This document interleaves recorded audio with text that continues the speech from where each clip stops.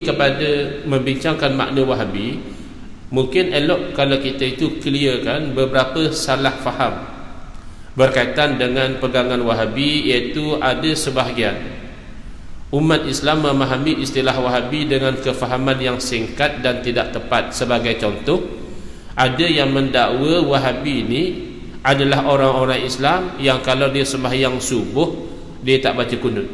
Ada yang sangkakan begitu. Kamu perhati tengok dia sembahyang subuh nanti, tengok dia baca kunut tak? Kalau dia tak baca kunut, tu tanda dia Wahabi. Itu tidak tepat. Kenapa? Kerana isu membaca kunut subuh ini adalah isu khilaf di kalangan ulama-ulama, bahkan di kalangan ulama mazhab yang 4 pun tidak seia sekata. Daripada 4 mazhab yang menjadi ikutan umat Islam sekarang ini, 2 mengatakan sunat, iaitu mazhab Maliki dan Syafi'i, dan 2 lagi mengatakan tidak sunat, iaitu mazhab Hanafi dan Hambali. Jadi boleh jadi sahaja orang-orang Islam yang solat subuh tak baca kunut itu dia bermazhab Hanafi dan Hambali. Jadi kalau kita generalize siapa yang tak baca kunut subuh tu dia Wahabi, maka generalization sedemikian tidak tepat. Baik. Kalau begitu, isu kunut subuh ni tidak ada kaitanlah dengan Wahabi. Jawapannya ada. Sebahagian daripada orang yang terpengaruh dengan fahaman Wahabi ini, dia sampai ke peringkat menyangkakan, misalnya dia berpegang kunut subuh tidak sunat, maka dia menyangkakan membaca kunut subuh itu adalah bid'ah yang sesat. Itu beza antara orang yang berfahaman Wahabi dengan Hambali dan Hanafi. Hambali dan Hanafi, dia tahu dia ikut mazhab dia tak sunat, tapi dia tidak menyesatkan mazhab yang lain yang membaca kunut. Tapi sebahagian daripada orang Wahabi ini, bila dia pegang kata kunut subuh tak sunat, maka baca kunut subuh tu bid'ah yang sesat. Saya pernah lihat satu posting Facebook, satu orang dia tulis, syukur Alhamdulillah, akhirnya saya berjaya juga meninggalkan kunut subuh. Kita fikir dia nak buat posting macam tu, dia tinggalkan berjudi, dia tinggalkan minum arak, paling-paling dia tinggalkan isap rokok misalnya. Sesuailah, dia kata dia bersyukur. Tetapi kenapa tinggal kunut subuh? Begitu sekali dia bersyukur, kerana dia telah ditanamkan dengan salah faham bahawa membaca kunut subuh tu bid'ah yang sesat. Jadi bila dia berjaya tinggal apa yang bagi dia bid'ah yang sesat, dia bersyukur. Tetapi saya tak berani kata semua Wahabi begitu, kerana Wahabi ni pun ada banyak cabang dan ada banyak peringkat. Biasanya yang sibuk isu kunut subuh ni adalah Wahabi baru nak up. Dia baru berjinak-jinak dengan fahaman Wahabi, wah semua dia bantainya bid'ah sesat, bid'ah sesat. Tapi kalau Wahabi yang jenis dah mengaji, mungkin dah belajar sampai master, sampai PhD, mungkin mereka tu dah mula faham bahawa setakat isu kunut subuh ni bukan masalah bid'ah sesat dan sebagainya, tapi masalah khilafiyah di kalangan ulama yang boleh kita itu berlapang dada dengan kepelbagaian mazhab. Salah faham yang lain, misalnya ada juga orang yang menyangkakan Wahabi ini adalah orang Islam yang mereka ni tak mahu buat kenduri arwah. Dia mak dia meninggal pun dia tak buat kenduri arwah. Dia Wahabi tu ustaz, apa lagi? Ya, tidak semestinya. Kerana tidak ada ulama-ulama Islam yang mewajibkan melakukan kenduri arwah dan mereka bukan Wahabi.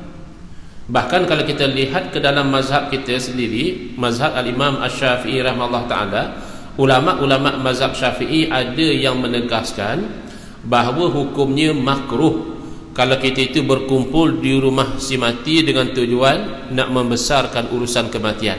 Makruh, mana seeloknya jangan dibuat. Bahkan ada juga ulama dalam mazhab Syafi'i yang menghukum haram kalau kita, di rumah si mati itu dia adakan jamuan makan, hukumnya haram bila mana menggunakan sumber yang haram. Contohnya diadakan jamuan makan itu dengan menggunakan duit anak yatim. Yang boleh jadi berlaku begini, orang meninggal dunia boleh jadi dia meninggalkan anak yang belum baligh. Ya, satu orang yang belum baligh, bila bapanya meninggal dunia, maka orang itu yatim. Tak payahlah kita pula perasan, sian ke saya ustaz, saya anak yatim. Lah yatim apa, kamu dah baligh. Ya, yang belum baligh ni bila bapa dia meninggal, maka status dia yatim. Jadi boleh jadi orang tak perasan bila nak buat kenduri jamuan orang ramai ni, dia minta izin daripada anak yatim tadi untuk gunakan bahagian harta pesaka anak yatim tu untuk buat jamuan. Jadi budak ni mungkin tak kisahlah, dia kata okey, pakcik nak ambil boleh, tak ada masalah, ya, saya okey je. Tetapi redha daripada budak yang belum balik tidak sah, kerana dalam keadaan itu harta dia itu digunakan begitu free macam tu saja, tidak sah. Maka kalau guna juga, makna guna secara haram, maka hukumnya haram. Baik. Jadi kalau begitu, apakah kaitan fahaman Wahabi dengan kenduri arwah? Iaitu berbeza dengan mazhab Syafi'i, yang mana ulama'nya melihat kepada realiti apa yang berlaku dalam apa yang dipanggil kenduri arwah sebelum mereka memberi hukum. Wahabi biasanya pukul rata bahawa kenduri arwah ni bid'ah yang haram. Kenapa? Kerana tidak berlaku di zaman Nabi sallallahu alaihi wasallam. Itu beza dia. Jadi mazhab Syafi'i tidak generalize. Kalau berkumpul, kenapa kamu berkumpul? Sajalah kita nak bagi orang tahu ni ada berlaku kematian, ya. Itu makruh. Tetapi kalau berkumpul itu dengan niat untuk berzikir, untuk membaca Al-Quran, untuk berselawat, dan diniatkan pahala zikir selawat itu untuk si mati. Jumhur ulama' mengatakan sampai pahala bagi si mati. Ya, adalah riwayat yang mengatakan tidak sampai, itu pun tidak dikatakan haram. Maknanya kalau ikut pandangan yang katakan tak sampai, kalau baca Quran bagi pihak si mati, maka pahala itu jadi pada yang membaca, tidak jadi pahala bagi si mati. Paling-paling begitu. Tidak ada ulama' yang mengatakan haram, ya. Di kalangan ulama' yang muktabar yang mengatakan kalau kita baca Quran niat bagi pihak si mati haram, tidak ada. Isu yang jadi perbincangan ulama', jadi ke tak jadi? Kita baca bagi pihak si mati memang jadi bagi pihak si mati ke tidak? Jumhur kata jadi. Ya. Tapi ada riwayat daripada Imam Syafi'i rahimahullah ta'ala yang mengatakan tak jadi. Itu pun dihuraikan oleh ulama' mazhab Syafi'i, seumpama Imam Nawawi rahimahullah ta'ala yang kata tak jadi itu bukan mutlak. Tak jadi kalau tidak didoakan, kalau didoakan jadi. Tak jadi kalau tidak diniatkan, kalau diniatkan jadi. Tak jadi kalau tidak dibaca di sisi si mati, kalau dibaca di sisi si mati maka itu bermanfaat. Sebab itu dah dalam pandangan Imam Syafi'i rahimahullah ta'ala, elok dibacakan Quran di sisi kubur, kerana mengambil pengajaran daripada kejadian Nabi SAW lalu di sisi dua kubur, dan Nabi beritahu dua kubur ini penghuninya sedang diseksa. Lalu Nabi SAW mengambil pelepah tamal dan dibahagi dua, dipacakkan kepada dua kubur ini, dan Nabi SAW berkata moga-moga diringankan azab kedua orang ini selagi mana pelepah tamal ini belum kering. Maka ulama' dapat faham di situ kenapakah diringankan azab dua orang ini, kerana pelepah tamar yang belum kering ini sama seperti benda-benda hidup yang lain, dia ada tasbih dia. Cuma kita tak faham.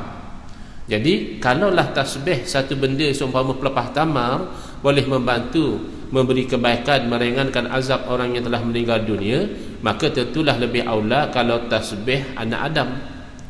Walaqad karramna bani Adam, firman Allah Ta'ala, kami telah muliakan anak Adam berbanding dengan makhluk yang lain. Dan apatah lagi kalau bukan setakat tasbih, tapi yang dikeluarkan daripada lisan anak Adam itu adalah ayat Al-Quran sendiri. Sedangkan ayat Al-Quran itu sendiri sudah menjadi rahmat kepada manusia, apatah lagi kepada orang-orang Islam. Jadi beza antara ulama' mazhab Syafi'i dengan orang Wahabi adalah mazhab Syafi'i itu dia ada pertimbangan dia. Jadi kalau begitulah tujuan kamu itu berkumpul untuk berzikir, untuk membaca Al-Quran dan sebagainya, maka itu hukumnya sunat. Tapi kalau Wahabi tak, ini bid'ah, ini tak ada zaman Nabi, ini haram, ini sesat. Dan kalaulah tujuan berkumpul itu kerana meraihkan jemputan daripada tuan rumah yang menjamu makan kepada orang ramai, bukan dengan apa-apa paksaan, dia saja sukarela dan tidak menggunakan duit haram, dia memang guna duit dia sendiri misalnya, ya, maka ketika itu juga hukumnya sunat, kerana menyahut jemputan itu sunat. Dan sedekah itu, sedekah makanan itu, kalau diniatkan ini sedekah bagi pihak si mati, maka itu ijma' ulama' bahawa sampai bagi si mati. Jadi kalau baca Quran tu masih ada lagi sikit-sikit perbezaan, ya. Tapi kalau sedekah tidak ada ulama' yang komplain. Semua ulama' setuju kalau sedekah yang diniatkan bagi pihak si mati jadi bagi si mati, kerana ada dalil daripada hadis Nabi SAW yang jelas, Nabi SAW menjawab bahawa sedekah itu boleh bagi si mati.